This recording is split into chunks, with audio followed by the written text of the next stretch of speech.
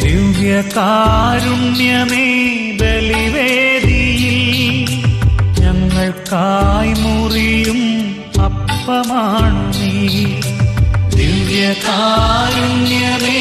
ബലിവേദിയിൽ ഞങ്ങൾക്കായി മുറിയും അപ്പമാണു നീ. ജീവൻ സമൃദ്ധമായുണ്ടാകുവാൻ നീ എന്നും മുറിക്കപ്പെടുന്നു. ജീവൻ സമൃദ്ധമായുണ്ടാകുവാൻ നീ എന്നും മുറിക്കപ്പെടുന്നു. സ്വയമേ ശൂന്യമാക്കുന്നു.